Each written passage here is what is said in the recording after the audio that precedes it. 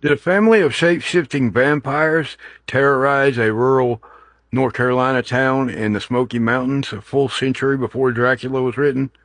Let's get into it. I'm talking about the Dillsboro vampires, probably more aptly named the New Webster vampires because that's what Dillsboro was known as at the time.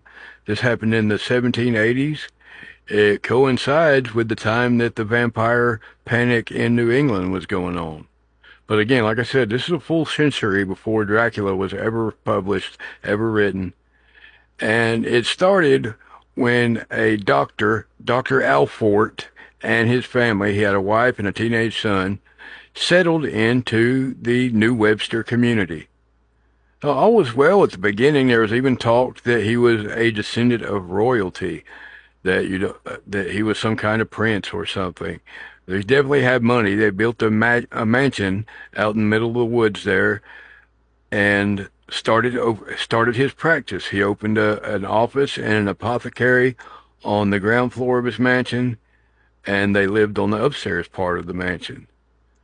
All was well at first until a few months go by, and two different members of the community, two different gentlemen who only were diagnosed with gout, passed away. Now, of course, that set some tongues to wagging, and people already started rumors about the doctor, so it compelled the minister to talk about no man knows the day or the hour when his time will come. So that appeased everyone for the time being. Well, the next incident was the minister, the very minister who had held that sermon to quiet the townspeople's fears and rumors. His wife went to check on their daughter, who was a toddler at the time, and she saw a dark, menacing figure looming over her. Of course, the minister's wife screams and shouts and gets the attention of the whole household, but by the time everybody can get there, the figure has fled, and it was too late. It was too late, sadly.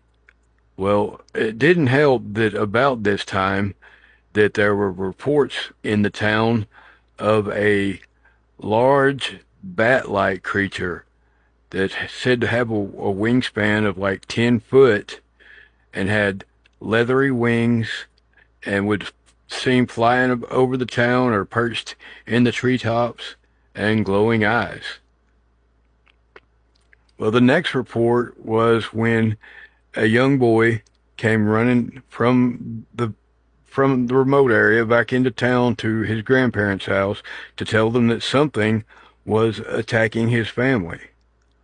Well, by the time an posse was assembled, they were also lost. His siblings and his family, it was also too late for them by the time the townspeople got there. And there was no signs of or evidence of any trauma, just two small puncture holes in the necks. And they also found those two small puncture holes in the necks of the minister's daughter. So now, people are definitely on edge, and people are starting to talk and starting to point fingers. Well, the straw that broke the camel's back was the townspeople were awakened by screams coming from the nearby hills. And they were more ready this time, more alert. So they quickly assembled a posse and headed in the direction of the screams. And as they were going up the hill towards this residence, it was a young couple. They noticed a figure going down the hill toward Dr. Alfort's house. Well, they thought it was someone going to fetch the doctor to need help, so they didn't really study it at the time. They proceeded up the hill to the couple's house, and lo and behold, again, it was too late. The couple were already gone, and this definitely, that was the straw that broke the camel's back. They all went to Dr. Alfort's house, and they demanded entry. They said that he was hiding a killer inside. Well, Dr. Alfort resisted as best he could. He resisted. He did not want to let anyone in, but eventually they pushed Dr. Alfort to the side. They tied him to a nearby tree, and they proceeded to search the entire premises. Now, What's interesting is that in the living quarters on the second floor, they found that the beds were not only empty and they didn't find anyone in there. It looked like nobody had slept in them at all. The beds were neatly made. No one had slept in them. So they go back downstairs, and as they're going through the office and the apothecary, they find a door to a cellar that was heavily bolted and locked. But they managed to defeat the locks and open the door and proceed down into this dark, dank cellar. And to their surprise, they saw three coffins in there. Well, they opened two of them, and two of them were empty. They opened the third one, and it was Dr. Alfort's wife.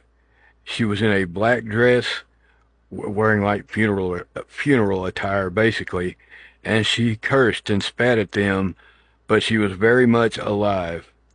So they're starting to get the picture here. The townspeople are starting to get hip to what's going on.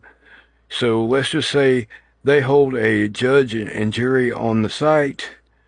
It did not go well for Dr. Alfort and his wife. The verdict was guilty, and they were dispatched, and the mansion was set ablaze. It burned. Well, they have never accounted for the teenage son. His coffin was empty, and there have been more sightings of that large bat-like creature uh, since this, but the son was never seen or heard from again. And this is the story a couple of nights ago that I almost didn't report because there's some conflicting. It's got some conflicting details in it, but this has been published in a book. It's also been published in the local papers there. Now, I heard a podcast where they went to the town and they contacted the genealogical society and whatnot, and also the property records, and they couldn't find any records of this family ever being there. But that doesn't necessarily say it's not true, because records weren't notoriously accurate back then. We're talking the 1700s, especially in real rural areas like southern Appalachia, like the Smoky Mountains, in remote areas. So it definitely could have slipped by the cracks. And this story has been covered by many reputable sources. So that's been Jay's Haunted Appalachia for tonight. I hope you enjoyed the story of the Dillsboro vampires, and keep Appalachia haunted, y'all.